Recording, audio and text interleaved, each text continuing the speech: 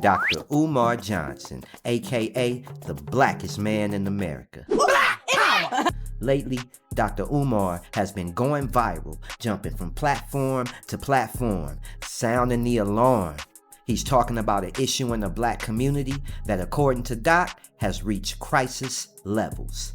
What type of crisis? A Snowbunny Crisis.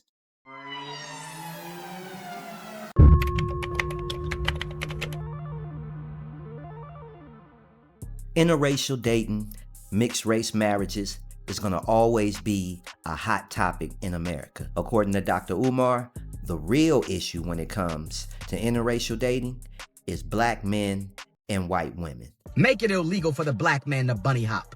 Make it illegal for the black man to bunny hop. That's what's wrong with you, nigga. Right. Stop thirsting for the white vagina. Yeah, you right. Whatever the case may be, Dr. Umar feels this has reached crisis level and something needs to be done about it. I don't agree with interracial dating. I don't.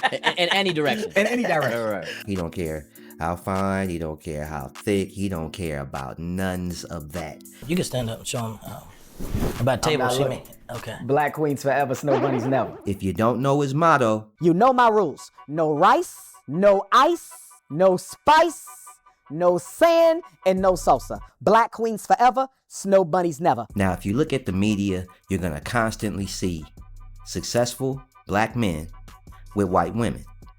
And nowadays, you're also starting to see successful black women with white men. But according to Umar, it's way too many brothers stepping outside of our racial group. 95% of white people marry white people, but 25% of black men marry non-black women. Wow, look at that. 1 in 4 black men will marry someone who's not black.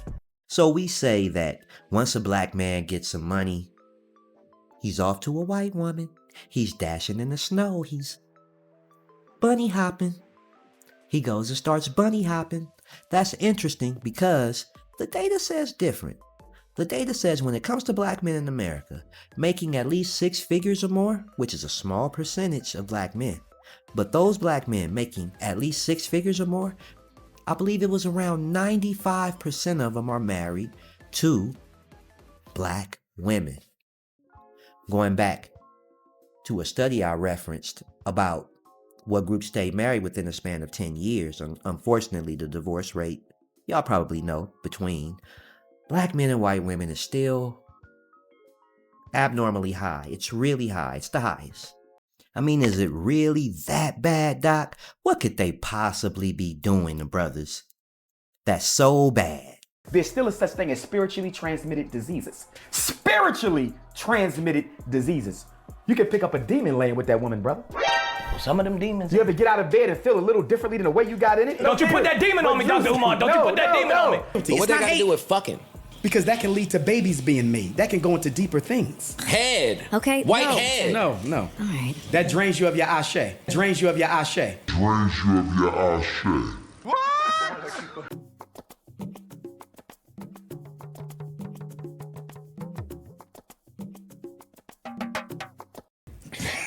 They do. Yeah. And ashe. I've never heard that before in my life. Drains you of your ashe. Oh, did Doc just crack the code? We thought it was the Klan and systemic racism that was keeping us down and the justice system, the prison system that was keeping black men down. When really, all the time, what we needed to be looking out for was White head. And spit on that thing. you wild. So apparently, not only do these snow bunnies have the ability to drain you of your ashe, which is wild, but Doc said something that was really interesting. And because we don't understand racism, we confuse it with bigotry. This is why we don't understand how a white woman can sex you, she can have your babies, she can love up on you, and still practice racism against your mama. Ooh. But how is this happening? How do you have all of these white women scooping up these brothers? How is this even possible? What are they doing that's different? Do you think they're really that much calmer or submissive, or some sisters seem to think that they're giving brothers money, that they just take anything, or they're more sexually promiscuous? A big difference between the snow bunny and the African queen is the snow bunny will find a black man in progress. She will find him on the job. She will find him on the university. And that snow bunny will see a black man with potential, and she will invest in him. She will help him level up. And then when the sisters see him 5 years ago, 5 years later, he's a millionaire, and the sisters say, look at that sellout. He went and got a white girl. But guess what? When he was looking for a sister to help him level up, to invest in him, none of them wanted it. You know why? Too many black women want a finished product. What do you think? You think that's true? That's a pretty interesting take. And what about the black woman? What about the black woman? Now, the brothers will accuse me of going soft on the sisters because they'll say, oh, he's talking about us bunny hopping. But you don't get on the sisters. What do you call it when a sister does it? Same thing. Snow puppy, snow bunny. That's amazing. Well, but here's the thing. Oh, shit. Here's the thing, though. Snow bunny. Many of them, and I still don't excuse it, but because of the limited options they have, meaning so many of us don't want a black woman. So many of us want a non-black woman that when I see a sister with a non-black man, Right. I'm still gonna read it a riot act. Right, but a part of me feels for her because I know deep down, if a brother would have gave it a chance, she'd be with him. There was a study done about interracial dating and marriages. And what they wanted to see about interracial marriages is, out of all of the different racial pairings, I believe it was black, white, Hispanic, and Asian. Out of all of those pairings, male, female, whatever, however they could pair it up, they wanted to see which group stayed married for at least 10 years or longer. Now, this may be of no surprise, but the black man and the white woman, out of all of those other pairings, within a span of 10 years, that study showed that the black man and white woman were 200% more likely to get a divorce than all those other pairings. That's bad. I don't know what that is. So we say that black men are running into white women, but the question to me seems to be, is it working? Now, all the other pairings, white man, Asian woman, black man, Asian man, Hispanic woman, all the other pairings, the divorce rate was within 10 years was still pretty high. It was still pretty high. The most interesting out of that study was the black woman and the white man. The black woman and the white man within a span of 10 years were 40% less likely to get a divorce than all of those other racial pairings. In that study, they called the black woman and the white man the interracial power couple. Pretty interesting. So it makes you wonder what's really going on. What do you think? Doc says he don't mess around at all. So you would tell that white lady that's attracted to you, you would look in her eye, and it's not about none of that, but she says, I love you, Dr. Omar. And I would say, I am so flattered at you, Betsy May. Betsy. But guess what? I don't like skim milk. I like it chocolate. I know that's right. No. Give me some almond milk. Give me some walnut milk. Give me some honey, some cinnamon, some pistachio, I some know that's nutmeg, right. some butterscotch, some fudge. No skim milk. And he ain't giving nobody no slack when it comes to bunny hopping, even the rappers. Now, Kendrick Lamar, as we all know, is probably one of the blackest rappers out right now. We seen what he did at the Super Bowl. Now, mind you, Doc supports Kendrick. He says that he's dope and he supports his music. But I would ask Kendrick, does your mixed race fiance identify as a black woman on a full-time basis? And if brother Kendrick, who I love and respect, but if Kendrick tells me that his fiance does not identify as a black woman on a full-time basis, then he is a bunny hopper and I cannot listen to his music. I can't. Shit! so is it really a crisis? Is it really at that level to where it's going to lead to the destruction of black people in America and globally? Do we really need to be leery of the white woman that way? Make it illegal for the black man to bunny hop. I want to repeal it. Supreme Court Justice Clarence Thomas, you have my permission to repeal the 1967 Loving versus Virginia bunny hop decision. Repeal it. In fact, you can bring back segregated schools. Put our kids back in those one-room schoolhouses because we learned better when we were taught by black teachers. Get us out of the snow bunny castles you call public school. Get our children out of the snow bunny castles you call public school.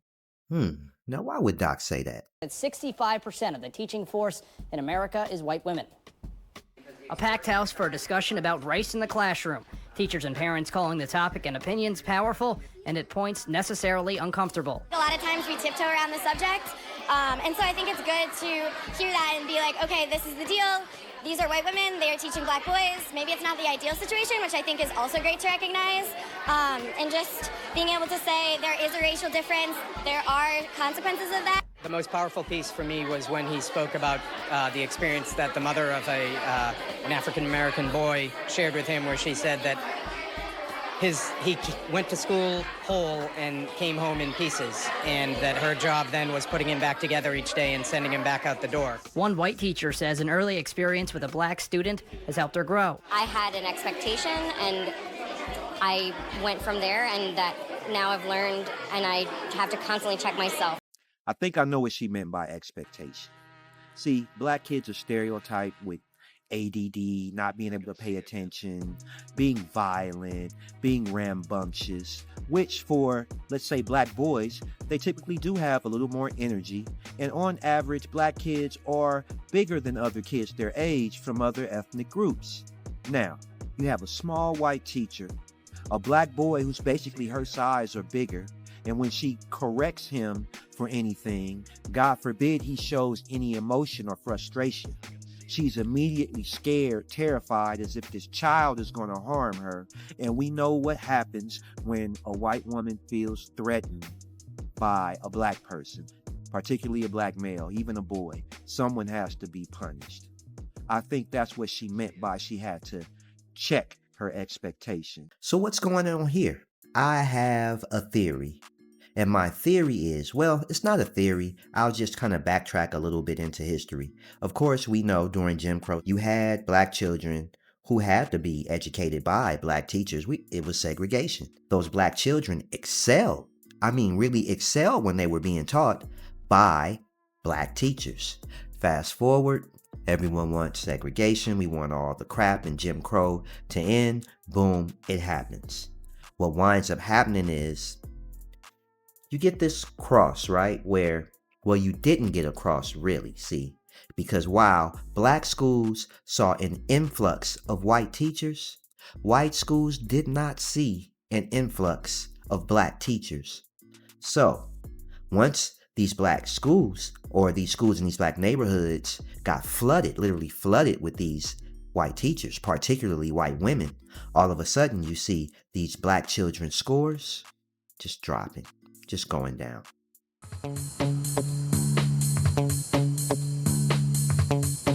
The statistics are clear.